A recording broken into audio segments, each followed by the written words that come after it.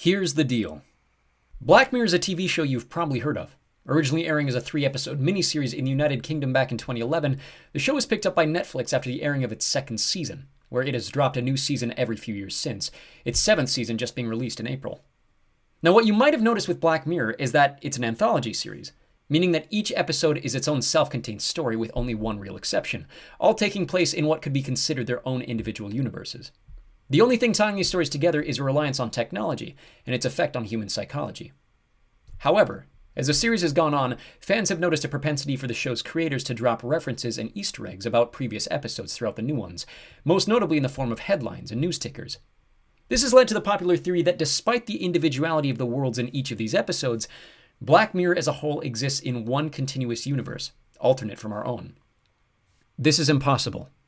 Now, there are several reasons this cannot be the case, but because we're on the internet and it's fun to speculate about these things, a few years ago I created a version of this video through season 5 of the show, and have been updating it ever since to answer the question: what would a definitive timeline of the Black Mirror universe look like if everything existed in the same world? The following is an attempt to best fit all of Black Mirror in a single linear timeline, showing the progression of the show's technology from the alternate contemporary present to the show's proposed future. In mapping this timeline, I did my best to line up certain stories with their references and other material. Things like news articles, headlines, and spoken cross-references were used in this timeline as mostly concrete evidence for how things line up, whereas things like Easter eggs, symbols, and anecdotes were treated as non-essential to the timeline if they created errors in continuity. Even with those disclaimers, you will notice, especially with the early episodes, that the timeline requires some shifting of disbelief when it comes to the speed or attitude toward which society accepts and reflects the technologies present. For example, because of headlines in the episode Rachel, Jack, and Ashley 2, we're led to believe that it's taking place at the same time as the entire history of You from season 1. Not only is this difficult to believe given that grain technology hasn't been instituted in the United States, but that in the United Kingdom, it's become so popular so fast that it becomes virtually impossible to board a commercial flight without a grain. And then that technology falls into obscurity over the course of just a few years. See what I mean? In addition, you should be aware that some of the placements of events on this timeline are relative to the technology involved, rather than the actual occurrence of the episode. For example, I understand that due to the calendars on display in the episode White Bear, the events of the episode have to take place in 2024 or later. However, White Bear is referenced in the year 2021 in this video, because that's the year the technology and the history of the episode falls in line with the timeline. It'll make sense when you get there, I promise. Even then, despite my vigorous research and revising of this video, it's still not perfect, and there are likely very many holes you could pick out in the progression I've mapped out to follow. Please do let me know of said errors, as I intend to correct this video in the future and continue to update it as new episodes of the series are released. I want to give a huge thanks to Bryce Edward Brown, whose channel I used as a cross-reference to plug holes in and expand my original script. If you like this video, definitely check out his playlist detailing all Black Mirror Easter eggs. A link should be available up in the corner. Also, a huge thanks to my channel members and patrons, including John Buck, Donald Easter, Dalton Bailey, Lydia Bryant, Joseph Morrill, Zhukov Crawford, Set, and Sneavatics. If you'd like to support this channel and get content in advance of its release on YouTube, feel free to head on over to patreon.com/echoworm, that's worm spelled with an I, and join the club. Otherwise, feel free to like, share, subscribe, and enjoy the video. We begin with the 1940s. Keyworth Pictures releases the classic film Hotel Reverie. In the wake of the film's success, actress Dorothy Chambers struggles to deal with her closeted homosexuality, while competing with tabloids pushing her relationship with co-star Ralph Redwell, and eventually kills herself. 1964. Randy Newman and Jeannie Seeley write Anyone Who Knows What Love Is Will Understand. The song is picked up and recorded for the first time by Irma Thomas, and released by Imperial Records later that year. 1969. In an alternate timeline to our own, astronauts Cliff and David are 2 years into a 6-year mission to deep space. To maintain their sanity and maintain a connection to life on Earth, both utilize synthetic replicas, robotic copies of themselves through which they are able to transfer their consciousness and live out double existences both in space and back home. While the technology is praised by a vast majority of the American public, a sizable minority disagrees with the ethics of fake humans, who are walking the Earth and raising families in the shadow of their true selves. A group of cultists who subscribe to this mantra break into David's house, murder his family, and destroy his replica, leaving David's consciousness trapped in space and haunted by the loss of his very real wife and children. Sympathetic to David's emotions and boredom, Cliff and his wife Lana agree to let David use Cliff's replica to grieve on Earth and relieve his trapped consciousness. Using the excuse of painting a picture of Cliff's home on Earth as a reason to keep using his replica, David eventually falls for Lana, mistaking her physical attraction to her husband's physical form as attraction to David himself. After Cliff discovers nude sketches of Lana aboard the ship, he becomes convinced of an affair, while Lana agrees to ban David's form from returning to Earth through Cliff's replica. During a spacewalk to repair damage to the cooling system, which David himself triggered, he traps Cliff outside the ship long enough to use his replica one last time, using Cliff's own body to murder his wife and children. 1979. As an Indian woman in 70s Manchester, Nita represses thoughts of violence against co-workers and customers who show her xenophobic hostility. Forced to eat her traditional meals in the basement of her workplace, she cuts her finger and bleeds on an ancient talisman, triggering a young demon named Gop to convince her to fulfill 3 ritualistic killings in order to prevent the apocalypse. She kills 2 men, Tim Simons and Keith Holligan, before also killing Keith's brother as a witness. Later told Keith's murder doesn't count due to his lack of moral innocence, she turns her attention to nationalist politician Michael Smart, who she subconsciously blames for her social insecurities. Driving Smart off the road after one of his rallies, she attempts to hammer in his skull as her 3rd sacrifice, but is stopped by police who had trailed her under suspicion of the previous 2 murders. Arrested and now convinced the world is going to end, Nita commits to accompanying Gop after the apocalypse in eternal torment. I do want to stop there and mention that in order for that episode to fit into this timeline, we have to assume that the events at the end of the episode are all taking place in Nita's mind. Hi, future me here.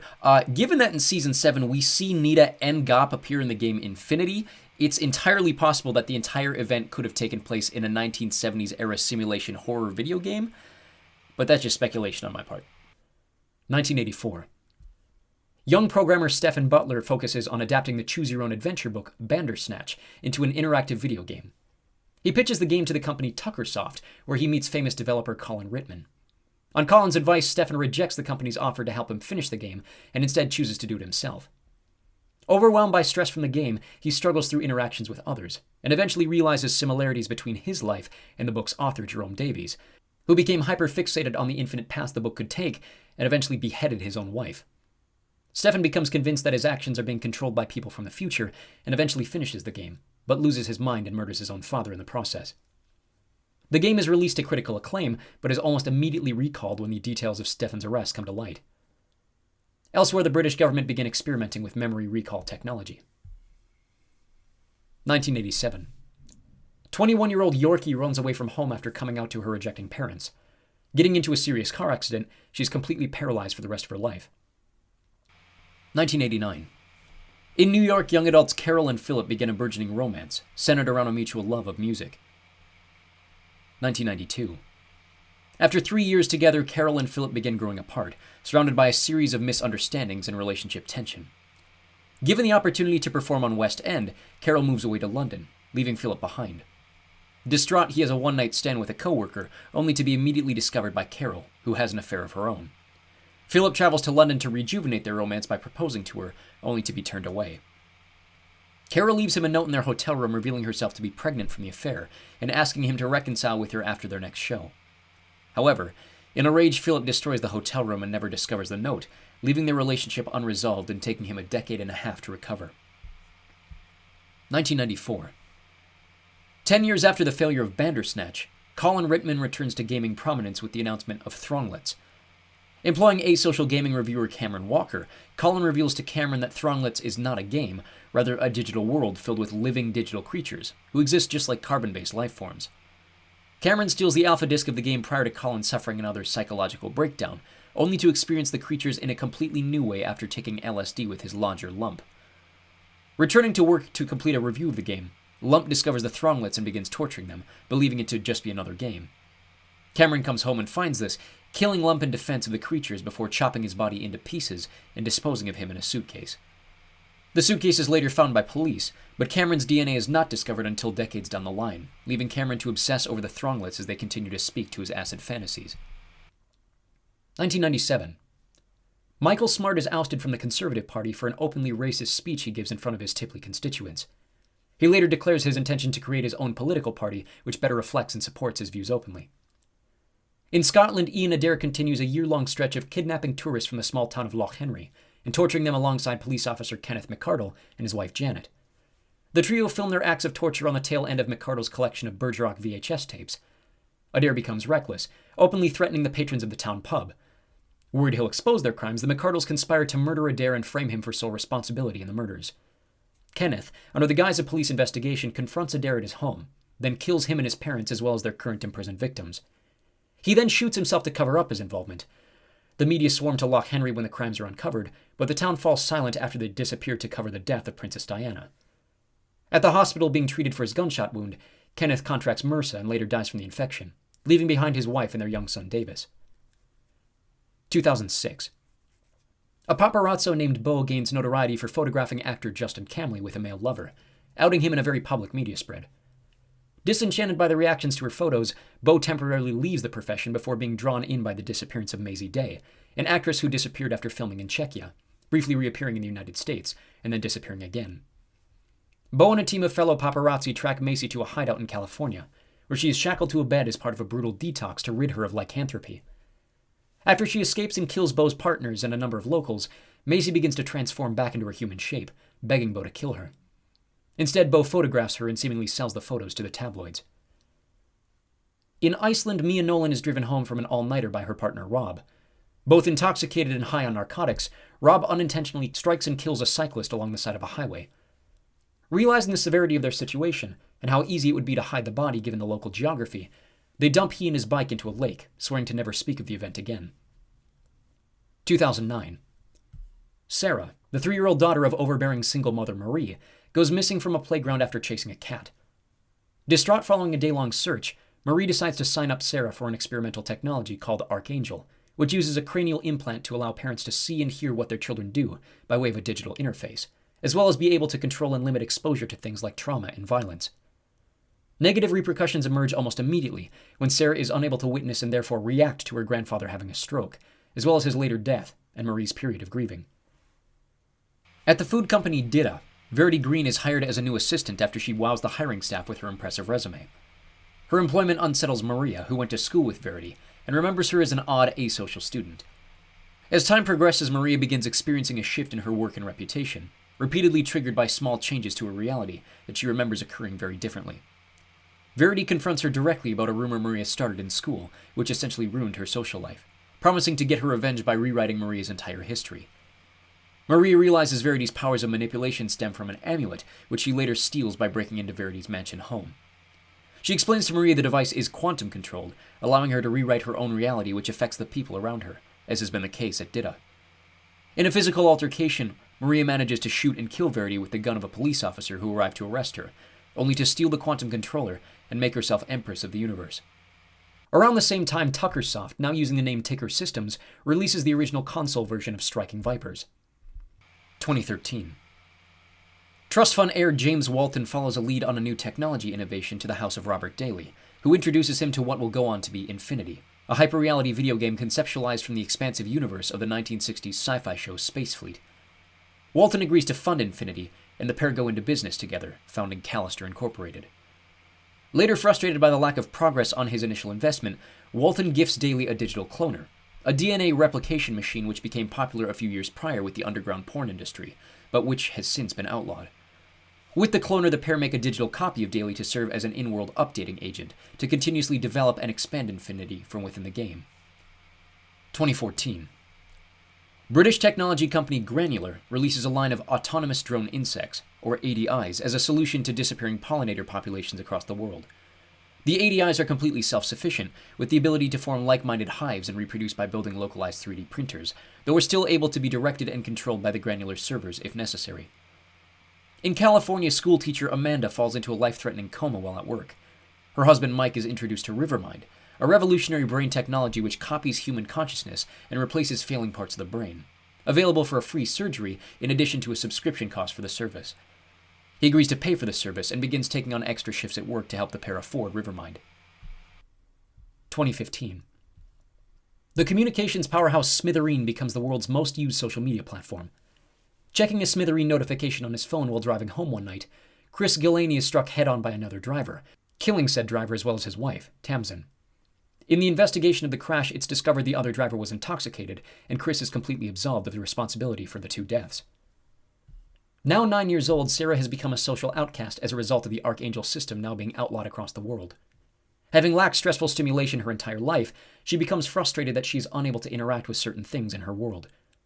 Curious about the concept of blood, she cuts her finger and assaults her mother when Marie tries to stop her.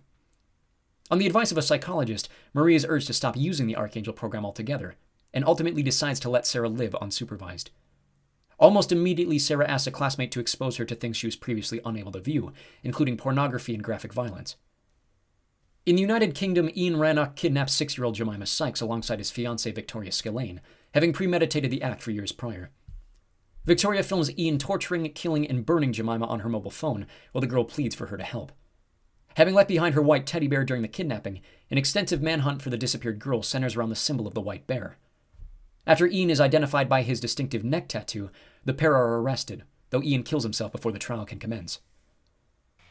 A year on from trying Rivermind, Amanda begins experiencing blackouts when out of range of service towers, and it's revealed that the company has increased their subscription service to a new pricing tier, making the previous tier irrelevant. With their original tier, Amanda begins spouting advertisements at home and at work, which threatens her employment. She and Mike agree to upgrade their package, which has now become the norm, while also being pitched Rivermind Lux, a new premium tier which allows for sensory editing and extended coverage. Unable to afford the service, Mike begins torturing himself on late-night webcam services to bring in extra income, only to be discovered by his coworkers and leading to a fight which inadvertently results in a coworker's death. 2016. Another year on from upgrading their Rivermind subscription, Mike and Amanda have sold virtually all possessions of value to afford the service, which leaves Amanda in a near-permanent vegetative state as her tier uses her brain power to process the computations necessary for higher-paying members. She agrees that her existence is no longer worth it, so Mike smothers her to death after one final anniversary date. 2017. Princess Susanna, a popular member of the British royal family, is drugged and kidnapped while attending the wedding of a college friend by Turner Prize-winning artist Carlton Bloom. Bloom forces Susanna to read off his demands for her safe return. Prime Minister Michael Callow must have filmed intercourse with a pig on national television prior to 4 o'clock that afternoon. The government becomes swiftly aware of the situation and attempts to block the film demands from going public by way of a media D-notice, but as the video is uploaded to a server outside the UK, it goes viral. With no way to communicate terms with the kidnapper, Callow exercises as many outroutes as possible, including using CGI to digitally paste his face over the body of adult actor Rod Senseless. As the day progresses and all efforts to avoid the act are brought to the attention of the kidnapper, Bloom cuts off his own finger and delivers it to the Prime Minister, passing it off as Susanna's. The public outcry following the defingering results in a public poll demanding Callow go through with the act. With time running out and his reputation on the line, the Prime Minister is broadcast across the nation fulfilling the demands. Meanwhile, Bloom releases Susanna in London 30 minutes prior to the event actually taking place, then takes responsibility for the kidnapping and hangs himself. Callow's public opinion rises, with the ownership of footage of the event now illegal, though the act remains well within the public consciousness. Privately, Callow suffers PTSD from the event, and his relationship with his wife begins to strain. Across the United Kingdom, an anti-malware program called Shrive doubles as a Trojan horse, allowing programmers access to the video cameras, microphones, and various data clouds of users who install Shrive to their computers and phones. One of, or potentially a group of these hackers, begins an elaborate blackmailing scheme, threatening to expose classified, embarrassing, or incriminating information about the downloaders if they fail to follow the hacker's instructions to commit various acts and crimes.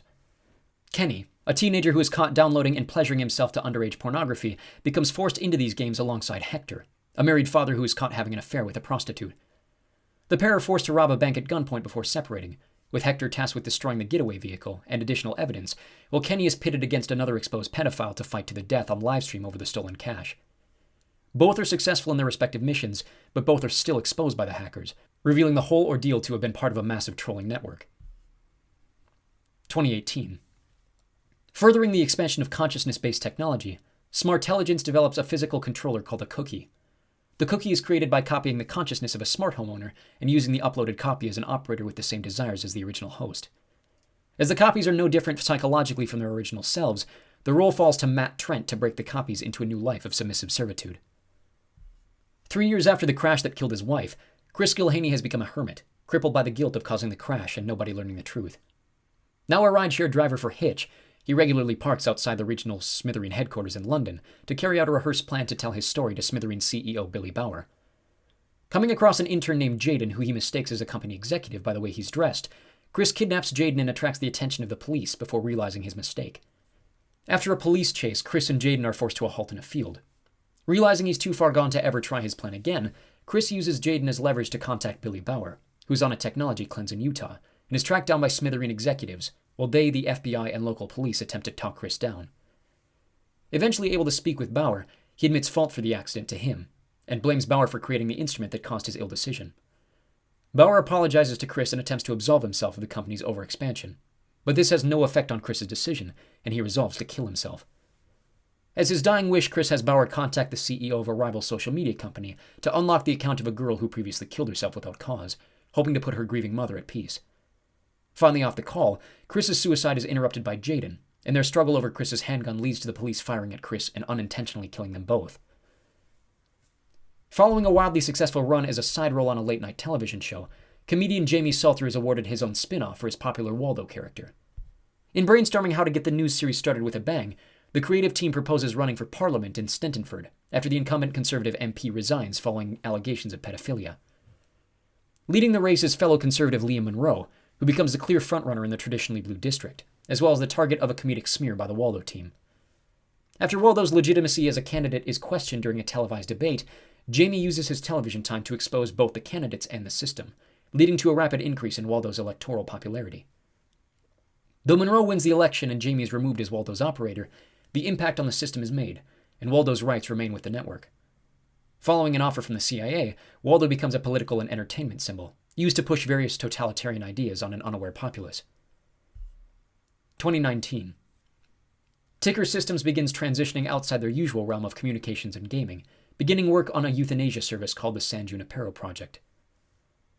After moving into their new home, a man named Ash is killed en route returning the moving van. Overwhelmed by grief, his partner Martha learns of a technology service which uses the social media profile of deceased family members to recreate an artificial chatbot, which mimics that person. Horrified by the idea at first, Martha changes her mind when she discovers that she is pregnant with Ash's child. Using the bot to bring comfort, the technology develops into a vocal mimic, then eventually the capability to grow an organic clone of Ash to a perfect replica of his digital self.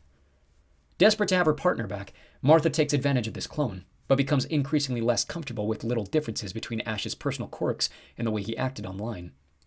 Finally concluded the clone is an empty copy of the man she once loved, Martha attempts to force it into suicide, but eventually allows the clone to stay in the attic, acting as a distant father figure to their daughter. Soon after, Michael Smart is elected Prime Minister of the United Kingdom to replace Michael Callow. Elsewhere, video game powerhouse Saito Gameu is experimenting with new implant technology, allowing the human consciousness to create its own entertainment by way of augmented reality code within the implant. Having run away from home to escape the guilt left by caring for his now-deceased father with Alzheimer's, Cooper travels the world before ultimately running out of accessible money in London. Needing funds to finally return home to Syracuse, he is persuaded by a hookup to volunteer at Saito Gameu, where he becomes a test subject for their new augmentation implant.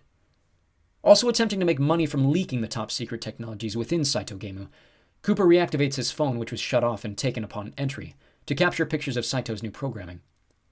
Not knowing the implant technology is highly dangerous when exposed to cellular signals, Cooper is killed when his mother calls during the implanting process. The cellular interference fries the entirety of his brain near instantaneously, during which he hallucinates exposure to a new Saito project, dealing with an augmented horror game, and the deaths of both his mother and himself from Alzheimer's. It becomes apparent this is not the first time a test subject has been killed or seriously injured by the technology. In Scotland, Davis McCardle and his girlfriend Pia return to Loch Henry to film a documentary on a local egg farmer. Upon visiting Davis's old friend Stuart, Pia learns of the Adair murders and becomes infatuated with the idea of covering them instead, despite knowing Davis's father's connection to and death because of them. They interview a handful of locals, including Davis's mother Janet, who encourages them to film over her large collection of old Bergerac tapes. The duo pitch the documentary to producer Kate Cesar, who pushes them to find a personal angle on the subject for it to become more marketable. They, alongside Stewart, decide to explore the torture dungeon for potential insight about the acts and victims. Driving home from the dungeon, Davis crashes the vehicle, earning he and Stewart a night in the local hospital. Meanwhile, Pia continues editing the documentary with the footage from the Bergerac tapes. Leaving the tape playing far past the recorded material, she's horrified to find the footage of Janet and Kenneth committing the torture alongside Ian Adair. Janet becomes suspicious after Pia flees the house in terror, chasing her into the countryside, where Pia inadvertently trips and drowns in a nearby stream. Realizing she has no option left to hide from her involvement, Janet hangs herself and donates the footage of the murders to her son for use in the documentary. In London, Prime Minister Michael Smart unveils a new series of robotic police dogs for use by the Metropolitan Police. In partnership with the virtual reality interface of Ticker Systems, Saito Gameu releases Striking Vipers X, a hyper-realistic, all-immersive reworking of the original Striking Vipers game. College friends Danny and Carl reunite at the birthday party of the former's 3-year-old son, with Carl gifting Danny both a copy of the new game and his own Ticker headpiece. The two play online, selecting their favorite characters from their college days, and after engaging in an exhausting round of fighting, kiss using their avatars. Realizing how immersive the technology truly is, they begin having regular meetups in the game and using the characters to live out sexual fantasies. Confused by what the trysts mean for both their relationship and their respective sexualities, the pair struggle in their own personal lives, and upon failing to conceive a second child with his wife Theo, Danny stops playing the game and abandons his friendship with Carl. When Carl is later invited to Danny's birthday as a surprise from Theo, the pair reconnect and later have sex again in the game. Again confused by his feelings, Danny invites Carl in reality to an old hangout, where the pair kiss and attest of their feelings for one another outside the game. When Danny again rejects Carl, the pair fight each other, and are arrested for disorderly conduct. Picked up from the police station by Theo, Danny is forced to come clean about the in-game affair, and they come to an agreement in which once a year, they are both allowed to live out their fantasies with another person. 2020. Davis McCardle, Kate Cesar, and the team at Streamberry win the BAFTA for Best Documentary. In the aftermath of its release, the town of Loch Henry has become a true crime tourist hotspot. Show Saito is held responsible for the death of Cooper and a handful of other volunteers within Saito Gameu headquarters, with a massive trial underway to weigh the options of human testing of experimental technology. Ticker Systems begins experimenting with technology allowing the transfer of memories between parties, using rats during their trial runs. Failing their initial goal, they unintentionally discover the ability to transfer physical sensations, and greenlight a medical device which allows doctors to feel the pain of their patients and properly register a diagnosis. Rollo Haynes, the researching recruiter for Ticker, finds his first client in Peter Dawson, an emergency doctor with a failing record. Dawson is implanted with a digital receiver, while his clients are outfitted with a helmet which registers and sends physical sensations. After a senator is poisoned and Dawson fails to diagnose the problem in time, the senator is killed and Dawson suffers a drastic neural reset, which changes his brain's reception of pain into pleasure. Hooked on the idea of pain, he becomes obsessed with inaction in the emergency room, and eventually loses his job after becoming aroused around dying patients.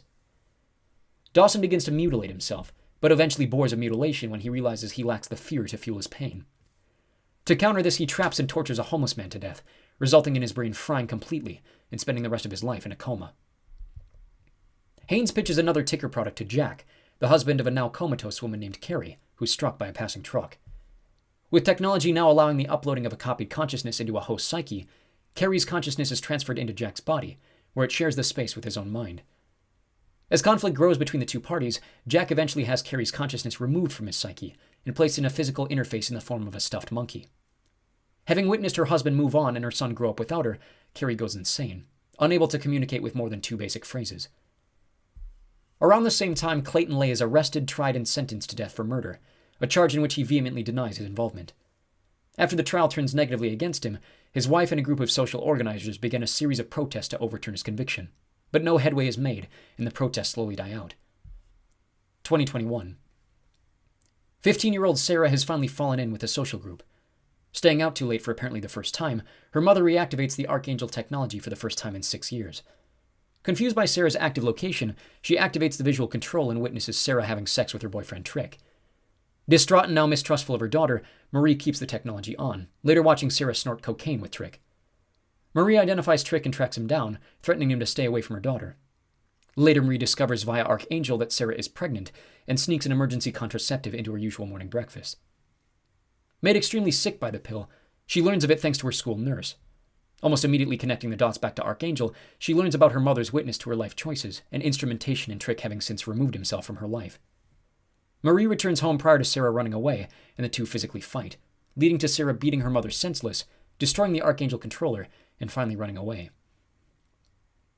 Mia Nolan is now married with a 9-year-old son, and is a renowned urban designer and social architect. In Reykjavik for an architectural conference, she takes the time on her trip to reunite with Rob, who reveals his intention to finally apologize to the cyclist's wife anonymously after 15 years. Worried this slight admission of guilt could lead to her own arrest and destroy the life she's now built for herself, she kills Rob and smuggles his body out of her hotel, burying him in the construction yard of one of her projects.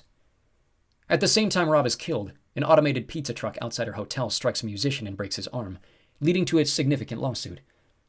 The insurance agent investigating the incident, Shasia, uses a popular police technology called a recaller, which allows her to capture a visual and audio record of memories from witnesses.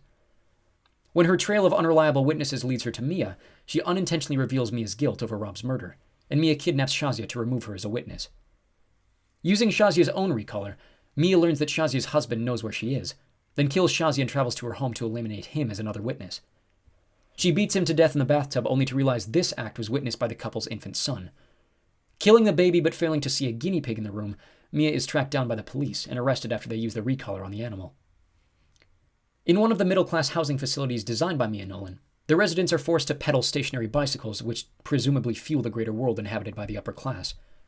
The middle-class bikers are rewarded with digital merit credits, which they use to upgrade digital doppelgangers or pay for limited services.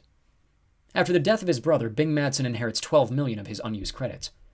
Falling for a girl named Abi Khan, he encourages her to audition for the popular talent competition Hot Shots, for which he donates 15 million of his banked merits to pay the audition cost. She wows both judges and audience with her rendition of Irma Thomas's Anyone Who Knows What Love Is, but is pressured into taking a place in Judge Wraith's pornographic subscription series Wraith Babes. Infuriated at a combination of her failure and exploitation by their decreasingly fulfilling society, Bing overworks the bike system until he once again reaches 15 million merits in credit, then auditions for Hot Shots on his own. Upon reaching the stage, he threatens to kill himself on live TV, unless the judges allow him to voice his grievances. He delivers a passionate speech about the devolution of consumerism and its exploitation of the one thing he ever took real interest in. The judges offer Bing his own platform to continue expressing his perceived flaws with the system, and he leaves the lifestyle of biking to become a streamer. Pop star Ashley O launches Ashley 2, a personal assistant doll with a digital copy of her consciousness uploaded into the interface. Disillusioned with the consumerist direction of her music career, and feeling trapped under the watch of her manager and Aunt Catherine, Ashley voices her intention to expand away from the traditional pop industry. To combat this, Catherine has Ashley medicated and kept under constant surveillance. Discovering Catherine's actions and realizing forced medication nulls the contract keeping Catherine as her manager and legal representative, Ashley attempts to expose the truth, have Catherine arrested, and finally gain control over her own life and career path. Before this can happen, Catherine force-feeds Ashley her mismedication, leading to Ashley falling into a severe coma and Catherine's team excusing it as a reaction to an undiagnosed shellfish allergy. While in the coma, it's discovered Ashley is still dreaming about music, and using a revolutionary memory-based technology, Catherine's team are able to create new music and ultimately use Ashley's unconscious body as a content factory. Realizing they have also thousands of hours of Ashley's personality, mannerisms, and performance records on file thanks to the Ashley 2 dolls, they plan to revolutionize the concert industry with a digital likeness of Ashley, performed by a puppeteer using the Waldo technology. In Washington, the Pentagon announces a new performance-enhancing technology called MASS. Elsewhere in Rome, the European Convention on Human Rights unveils overhauled legislation on the human rights of digital consciousnesses, declaring cookies legal persons. It becomes illegal to upload consciousnesses into devices incapable of displaying multiple emotions, as well as illegal to deactivate or kill an existing copy. In London, journalist Jo Powers suffers death threats after publishing a controversial column which criticizes the immolation suicide of a popular disability rights activist. Soon after, she's discovered dead in her home by an apparent suicide, having slit her own throat after stabbing her husband who tried to stop her. Meanwhile, American rapper Tusk suffers similar death threats after criticizing the dancing skills of a young fan live on a nighttime chat show. Leaving a show, he has a manic episode in the parking lot before being sedated by a security guard. Taken to a hospital, an MRI reveals a small metal bee inside his brain, which is pulled through his skull by the machine's magnet, killing him. Both deaths are investigated by detectives Karen Park and Blue Coulson, who connect them to a social media trend calling for their deaths by way of the Death2 hashtag.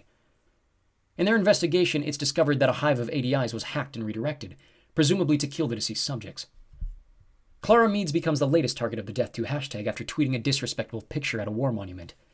The detectives rush to protect her from an inevitable swarm of ADIs, which eventually kill her, but leave the detectives unharmed. The public realizes the reality of the Death2 hashtag, and its use only increases, with the Chancellor of the Exchequer next on the climbing hit list. Using his authority in the government to force a crackdown before he's ultimately killed, the detectives learn of Tess Wallander, a former Granular employee who attempted suicide as a result of online harassment, and link her death to the trending hashtag. They find that Tess was saved by her roommate and Granular coworker Garrett Scholes. A copy of Scholes' manifesto is found in the ADI which killed Jo Powers. It includes a desire to force people to face their actions and expose them from online anonymity. They track down his former hideout, where they discover a trackable list of every individual who has so far used the Death2 hashtag. At Granular, a built-in kill switch is finally decoded, and under federal instruction they attempt to deactivate the rogue ADIs. Realizing too late the trap, the detectives unintentionally trigger Scholes' final plan. and the ADIs run rogue, killing all 387,036 people who use the Death2 hashtag across social media, becoming the largest single loss of life in the history of the United Kingdom. Distraught by her involvement in the tragedy, Detective Blue goes missing, having presumably killed herself. The trial against Victoria Skillane swings wildly against her favor when the video of the transpirations are discovered and brought in front of the court. She pleads guilty, though pronounces she was under Ian's spell. Following the trial, Skillane is imprisoned at the White Bear Justice Park, an amusement preserve replicating events from the murder, in which she is wiped of her memory and is forced to live through a theatric series of events, making her believe that she's awakened in a post-apocalyptic society, in which she is nearly killed a number of times to expose her to the same terror as her victim, before she is reminded of her guilt at the end of each day, then being reset for the following morning, presumably living out her punishment for the rest of her physical existence. Joe Potter finds himself at the center of a serious fight with his fiancée Beth, who blocks him via their Zedi implants after he discovers her to be pregnant. After she leaves, he spends years watching her and the child from afar, both of whom he is unable to properly see due to the block. When Beth is killed in a train accident, the block between Joe and the child is automatically removed. Attempting to properly see the girl for the first time, he discovers she is the product of an affair between Beth and an Asian coworker. Enraged that his years of watching who he assumed to be his daughter were for naught, Joe assaults Beth's father with a snow globe, killing him. Leaving the scene, a horrified Joe leaves the girl behind. Now with no one to provide for her, the girl leaves the house during a snowstorm to fetch help and ends up freezing to death nearby. Joe is later arrested in suspicion of his involvement in both deaths, though he refuses to plead guilty. In his off hours, Matt Trent moonlights as the operator of an online dating service, by which he and a number of anonymous voyeurs observe, guide, and critique the intimate interactions of his customers using the Zedi implant. During one of his coaching sessions, his customer Harry fails to register the subject of his attention as having suicidal schizophrenia. Believing Harry to have the same issues as herself after witnessing him talking to Matt through the Zedi, she poisons him in what she believes to be a double suicide mercy killing. Attempting to cover up his involvement in both the organized voyeurism and the murder itself, Matt accidentally exposes his guilt to his wife, who digitally blocks him.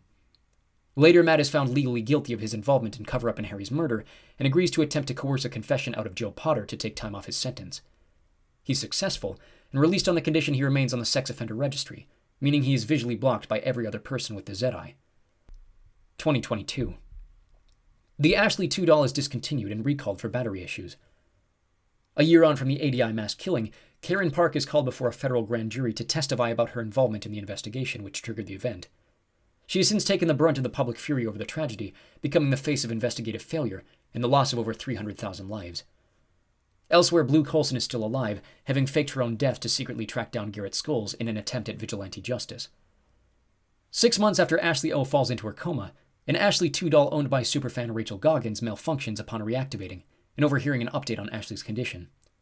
Attempting to fix the doll with her sister Jack, Rachel unintentionally removes the doll's inhibitor chip, allowing the entire copied consciousness of the real Ashley Ortiz to come to life through the doll. Privy to the truth behind Catherine's motivations, the Ashley 2 doll convinces the pair to break into the Ortiz mansion, where it secretly intends to euthanize the real Ashley to destroy Catherine's business plan. Pulling the plug on her former body, the Ashley 2 doll ultimately awakens Ashley, who along with Rachel and Jack rush to the launch party of the Ashley O concert interface and expose Catherine, who's arrested and her plans seemingly voided. Later, Ashley expands out from her bubblegum pop image, playing underground clubs across Los Angeles alongside Jack Goggins in a new pop-punk outfit. Following the death of a woman named Carol, the funeral service Eulogy reaches out to former friends and colleagues to compile a recollection of her life. The company reaches out to Philip, who struggles to give any concrete memories of Carol's life given their harsh breakup and his long-term trauma from it, during which he defaced all of their pictures together and has almost entirely forgotten what Carol looks like. With the help of Eulogy, Paul relives a number of their highest and lowest points before finally confronting the reason for their separation, leaving the experience at peace with Carol's death enough to travel to England for her funeral. 2023. The Eulogy technology soon develops into an instant memory recall, and in the United Kingdom, a near-complete majority of people are implanted with memory devices called grains, through which they're able to retain, recall, and share records of all memories. Soon after, society has progressed to look down upon those who do not have grains, and emergency and travel services use grain records as proof of identity and witness. Returning home to a dinner party following a failed appraisal at his law firm, Liam Foxwell becomes suspicious of his wife Fionn after witnessing slight changes in her behavior when around one of the other party guests named Jonas. Later, Fionn reveals she had a previous relationship with Jonas prior to her knowing Liam. Frustrated with her poor communication and believing she's hiding something, Liam obsesses over her behavior and uses his grain to nitpick instances in their relationship to feed his distrust. Upon concluding that Fionn still has feelings for Jonas, Liam visits Jonas at his home and assaults him before driving home intoxicated. Confronting Fionn, she reveals an affair with Jonas, and Liam learns that their daughter, who would have been conceived around the time of the incident, is almost certainly Jonas's child. Distraught and heartbroken and having destroyed his relationship with his wife, a now lonely Liam relives the happiest memories of his marriage through his grain, before forcibly removing the device from his own neck. 2024. The grain technology begins to fall out of style in the United States. In California, the streaming giant Streamberry begins experimenting with quantum computing, eventually discovering the ability to live create digital recollections of its users' daily lives and routines in the form of sitcoms and dramas, recasting the users by way of digital likenesses taken legally through agreements with prominent actors.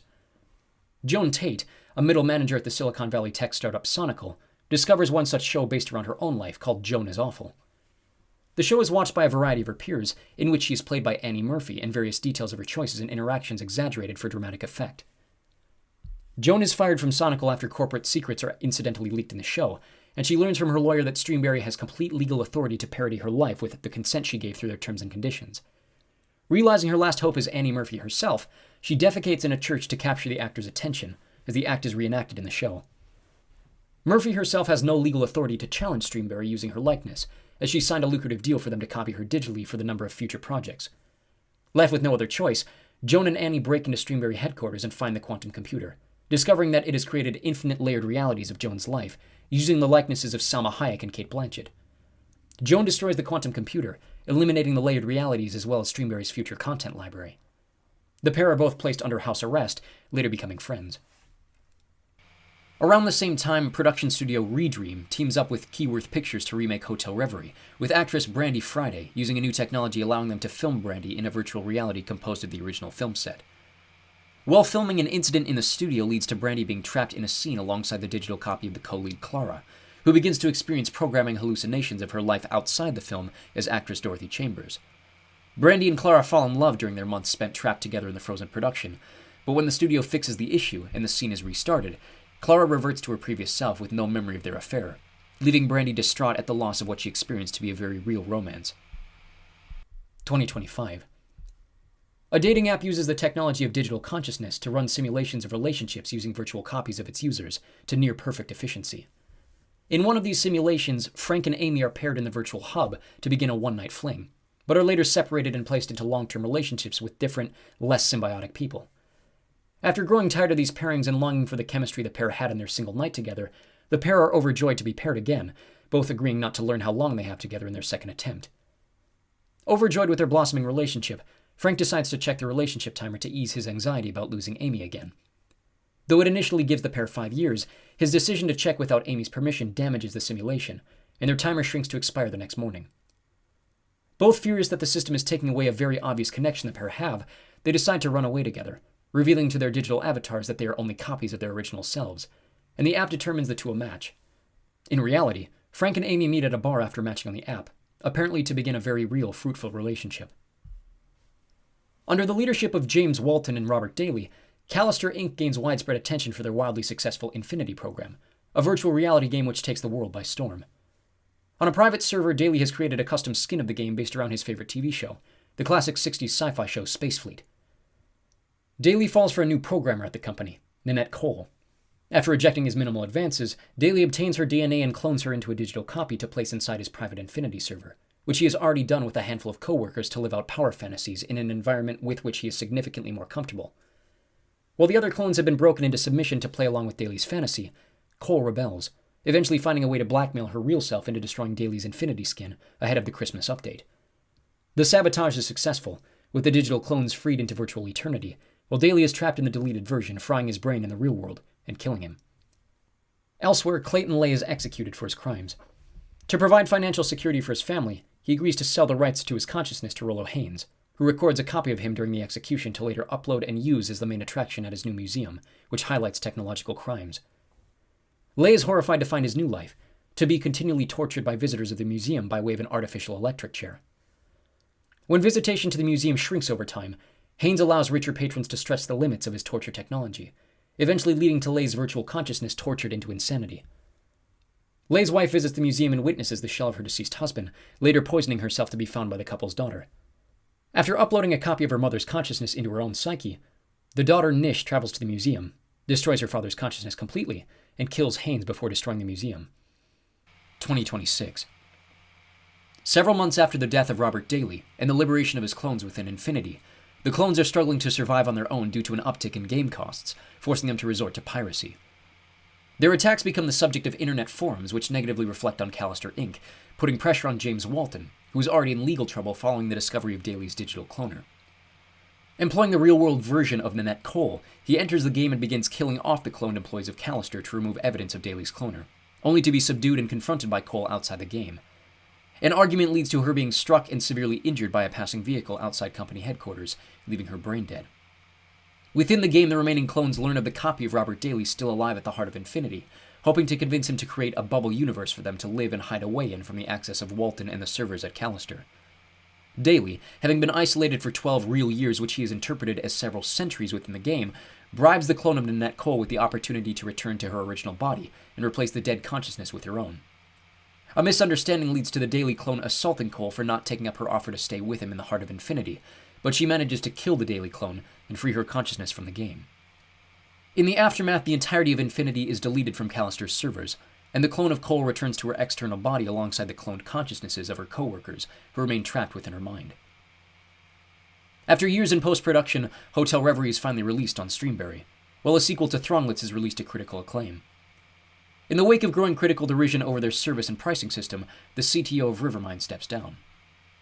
2029. The British government passes a law concerning the DNA of police suspects, allowing authorities to obtain samples of high-profile suspects and repeat offenders. This allows them to backlog DNA in numerous unsolved cases, including the dismembered body of Lump murdered in 1994. 2034. Cameron Walker allows himself to be arrested at the order of the Thronglets, being taken into custody in connection with his murder of Lump. He admits to the murder, but reveals his presence to be part of a greater plan by the Thronglets to access the central computer of the British government, triggering a signal within the police compound which debilitates the entire population of London, and perhaps the United Kingdom. The episode leads us to believe that this is the end of the world, but knowing that we have a definitive year for this episode as well as the next episode, which takes place in the future, we're going to assume that this was simply a large-scale security failure by the British government, similar to what we saw with Hated in the Nation, though it's unclear how long the blackout would last. 2036. The biomechanical company Ticker develops a fully immersive historical experience called San Junipero, in which the users are able to travel to any era of history to live out evenings in a massive online community with hyper-realistic avatars. The program remains in a beta phase, primarily used for Alzheimer's therapy, and later limited access for the elderly, who are able to use the historical exposure to relive their youth in eras of their choice. Ticker eventually develops the ability to permanently upload consciousnesses to the San Junipero cloud, where deceased individuals are able to live in eternity through a digital copy of their consciousnesses inside the program. Yorkie, a longtime quadriplegic now approaching her deathbed, scouts a test trial of the system prior to uploading her consciousness permanently, during which she meets and falls in love with another dying elderly woman named Kelly, who's simply using the system for therapy in her final days before succumbing to cancer. As Kelly is Yorkie's first relationship due to the accident that made her a quadriplegic in her youth, she becomes obsessed, tracking her down in a different time zone after the former disappears from 1987. After making Kelly realize her own feelings for Yorkie, the latter attempts to persuade Kelly to join her permanently inside San Junipero, following her approaching death. Still unsure about her faith in a religious afterlife, where her husband chose to end up after the untimely death of their daughter, who was killed before the development of San Junipero, Kelly eventually changes her mind, and the pair are both uploaded to the Ticker database to live with each other in technological eternity within the program. Now, this is the latest we can give a definitive year to the timeline. Everything from here on out is speculation with very vague outlines to the years involved. We move to what is presumably decades in the future. Eventually, society hyper-focuses around the concept of social credit scores. Those ranked 4 stars or above are traditionally seen as the higher class of said society, with the majority of people attempting to boost their social class by way of impressing and receiving high ratings from the upper class. Various privileges in said society are segregated to those above a certain social credit score. Lacey Pound, an office worker desperate to raise her score from a 4.2 to a 4.5 in order to qualify for an exclusive apartment community, is asked by her childhood friend Naomi Blesto to be the maid of honor at her wedding, an offer Lacey later discovers to be an elaborate plan to boost Naomi's own score by way of pity points from her elitist wedding guests. Believing her maid of honor speech will be the perfect way to raise her score high enough and quick enough to secure her deposit on the apartment, an unfortunate series of events, mostly by her own hand, leads to Lacey's credit score falling below levels deemed socially acceptable. And after being uninvited to the wedding, she forces her way into the wedding to give her speech, during which she threatens a number of guests at knife point and is arrested by local security. After 10 years of war in Europe, technology develops to predict the medical potential of human genetics, finding patterns to determine which populations and trends are predisposed to various diseases and genetic inferiority. A worldwide propaganda campaign eventually results in these genetically inferior individuals being shunned by society, labeled public enemy number 1, with very few ordinary people willing to stand up for and protect them. When this campaign turns violent, these inferior individuals, now called roaches, are systematically hunted by military corporations. Roaches are virtually eliminated in the Americas, but still exist in pocket populations throughout Europe, where a religious minority has begun hiding and protecting roaches from the extinction campaigns. In Denmark, a soldier called Stripe operates in a squad under the leadership of Medina, all of whom are implanted with MAS, the optical and audio technology which allows them to focus on their missions with minimal external distractions. During an outing to expose one of these religious hiding holes, Stripe is assaulted with a green laser light by a number of pale monsters, who he kills without second thought. En route back to headquarters, Stripe experiences malfunctions with his MAS implant. Though diagnostics find no faults with his implant, Stripe's next mission hits the fan after Medina is killed, and he witnesses squad mate Ray mercilessly kill innocent humans within the hideout. Stripe escapes with these humans while Ray follows, eventually hunting them down and killing the others. Now in a military prison, Stripe learns that the MAS system masked the appearance of the roaches, and the monsters he destroyed on his first mission were innocent humans disguised by his implant. Given the option to have his memory wiped or live through his unmasked mistake until he goes insane, he chooses the former, and is honorably discharged back to the United States, where he lives out the remainder of his existence in a false reality fed by his mended MAS implant.